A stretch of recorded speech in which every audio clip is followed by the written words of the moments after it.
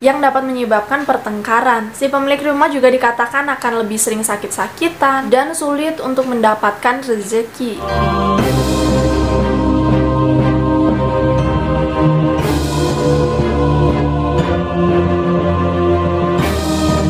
Hai, welcome back to my YouTube channel. Dan thank you buat kalian yang sudah klik video ini. Oke, sekarang ini aku akan membahas suatu hal yang penting banget nih sebenarnya buat kalian, buat aku juga. Tapi kembali lagi menurut kepercayaan masing-masing. Jadi kalau kalian dulu mau membangun rumah, biasanya kalian nyari nggak sih kayak sebaiknya rumah itu dibangunnya kayak gimana? Atau kalian pernah nggak sih kayak nyari-nyari gimana sih caranya membangun rumah atau rumah yang kayak gimana yang mendatangkan banyak rezeki, biar begitu membangun rumah langsung mendadak kaya gitu ya.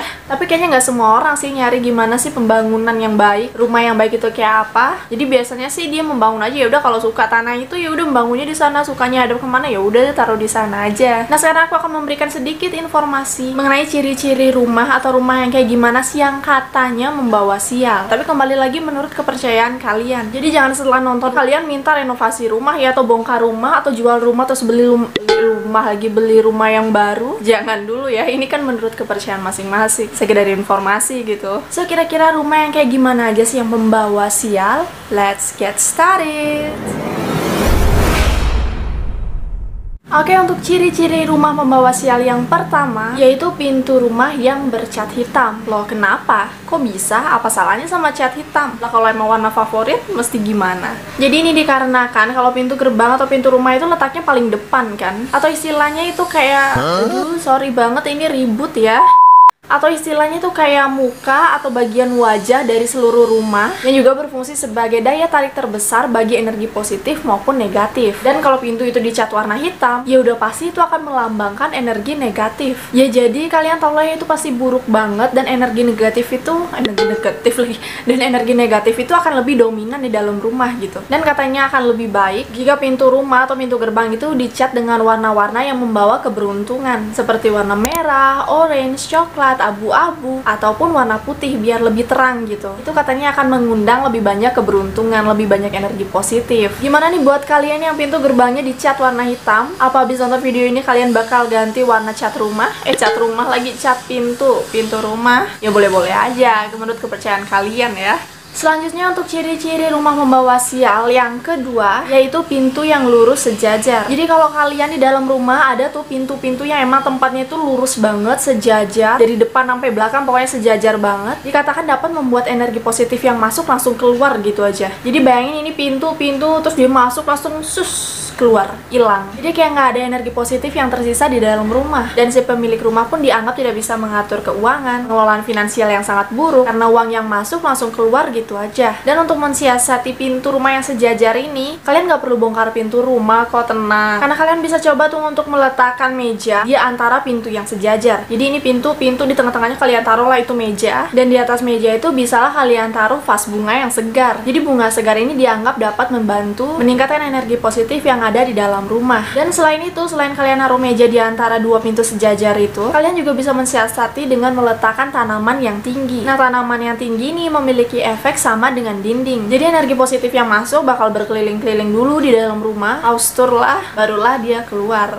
Yang selanjutnya ciri-ciri rumah membawa sial. Untuk yang satu ini mengenai furniturnya nih. Kalian biasa kan naruh cermin di kamar mandi, atau mungkin di ruang tamu sebagai hiasan. Nah, yang sekarang ini aku akan membahas untuk cermin yang diletakkan di kamar tidur. Jadi katanya kalau di dalam kamar itu ada cermin, usahakan agar cermin tidak menghadap langsung ke kasur atau ke tempat tidur. Jadi jangan biarkan ada bayangan tempat tidur itu di cermin, karena dapat membawa hawa yang kurang nyaman bagi si pemilik kamar itu atau orang yang menempati kamar itu, dan bahkan bisa sampai membuat orang itu kesurupan. Lah, kok bisa sampai kesurupan? Jadi katanya hal ini bisa terjadi karena kita kaget melihat bayangan kita sendiri di cermin waktu baru bangun. Ini agak ngakak sih. Jadi istilahnya kayak kita baru bangun, jeng-jeng langsung ngeliat cermin gitu ya. Ya pantas aja kaget kalau tidurnya kayak aku gitu ya, baru tidur kayak singa, rambut acak-acakan, muka nggak karuan. Ya jelas sih kalau kayak gitu sih bakal kaget. Apalagi kalau baru bangun itu kita belum 100% sadar gitu ya. Tapi kalau orang yang tidurnya cantik gitu ya, rapi, bangun-bangun tetap cantik, apa dia bakal kaget juga ngeliat dirinya dia di cermin? Oke ya, tapi ini kembali lagi kepada kepercayaan kalian. Dan selain itu, penempatan cermin yang menghadap ke tempat tidur ini juga dikatakan dapat membuat masalah pada hubungan rumah tangga. Jadi mungkin kalau memang bisa dan kalau kalian percaya, bisa aja dihindari cermin yang menghadap ke tempat tidur.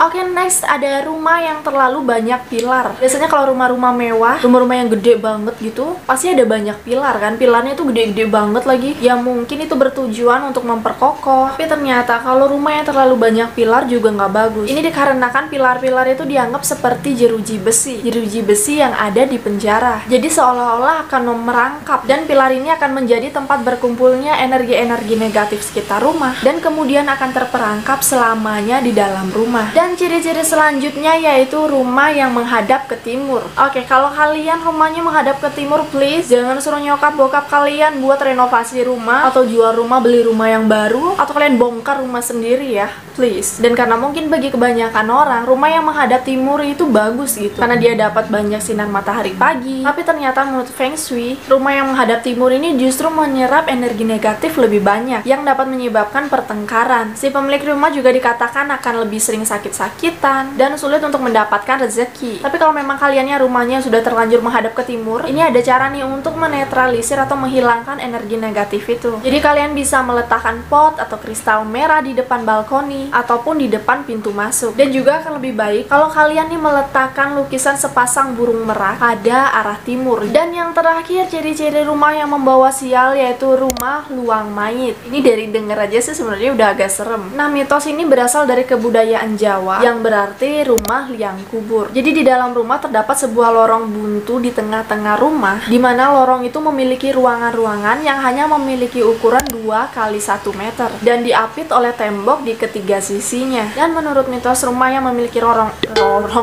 lorong seperti ini, hawanya itu akan terasa panas. Jadi kayak panas banget, padahal segi musim dingin mungkin, tapi di lorong itu kayak panas aja gitu. Dan akan membuat orang semakin tidak nyaman dan gak betah lah di rumah. Tapi kembali lagi, kalian gak harus bongkar rumah ya, karena kalian bisa mengantisipasinya atau menetralisir dengan memasang exhaust fan atau kipas angin di tengah-tengah lorong tua agar terasa dingin. Atau kalian juga bisa memasang cermin-cermin atau foto, kayak membuat galeri foto itu di dalam lorong agar tempat itu kelihatan lebih menarik dan gak suram gitu.